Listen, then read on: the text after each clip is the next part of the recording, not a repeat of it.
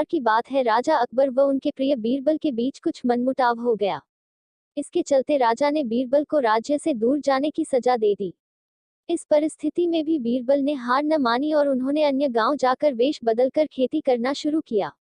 अब वह एक किसान के रूप में अपना जीवन गुजारने लगे। शुरू में तो राजा अकबर के लिए सब कुछ सामान्य सा था, लेकिन कुछ ही दिन बीते थे कि राजा को अपनी गलती का एहसास होने लगा। वह अपनी दैनिक दिनचर्या में बीरबल को याद करने लगे थे।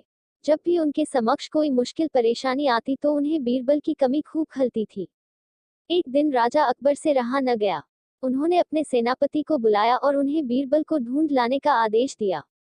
राजा की आज्ञा अनुसार हर गांव, हर गली में बीरबल की खोज शुरू की गई। सभी सैनिकों ने हर एक कोना छान मारा, लेकिन वे बीरबल को ढूंढ न सके। राजा को जब इस बात की जानकारी मिली तो वे बड़े निराश हुए। अब बीरबल से मिलने की उनकी बेचैनी और बढ़ने लगी थी। अचानक राजा के मन में एक उपाय आया। उन्होंने आदेश दिया कि सभी गांव के मुखिया को संदेश भेजा जाए कि उन सभी को एक बर्तन के अंदर बुद्धि डालकर राजा को भेजना होगा। जो भी इस आदेश को पूरा नहीं करेगा, उसे इसके बदले एक बर्तन में हीरे जवाहरात भरकर राजा को भेजना पड़ेगा। सभी गांववासी राजा के इस अजीबोगरीब आदेश को सुनकर परेशान थे।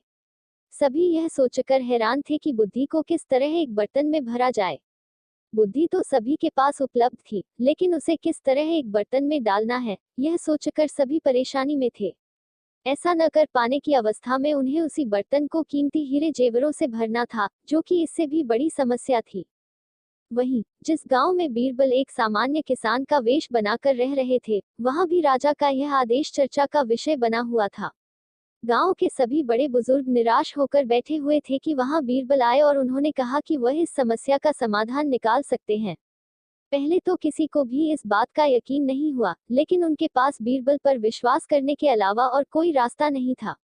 इसलिए इस काम की बागडोर बीरबल को सौंपी गई। उस वक्त गांव में तरबूज की फसल उगाने का समय था। बीरबल ने तरबूज के पौधे की एक बेल को एक बर्तन में डाला। धीरे धीरे उस बेल में तरबूज का फल लगने लगा और समय के साथ ही तरबूज ने बर्तन का आकार ले लिया। जैसे ही बर्तन तरबूज से पूरा भर गया, बीरबल ने बेल को फल से अलग किया और उस बर्तन को तरबूज समेत राजा के दरबार में भिजवा दिया। साथ में यह संदेश भी भेज कि उस बर्तन के अंदर बुद्धि भरी है और राजा को बर्तन को बिना तोड़े ही बुद्धि को निकालना होगा। जैसे ही राजा ने तरबूज से भरा हुआ बर्तन देखा व उसे निकालने की शर्त सुनी तो उन्हें यकीन हो गया कि ऐसा विचार केवल बीरबल का ही हो सकता है। उन्होंने जल्दी से अपना घोड़ा मंगवाया और बीरबल को अपने साथ वापस लाने के लिए गांव की ओर चल दिए। कहानी से सीख।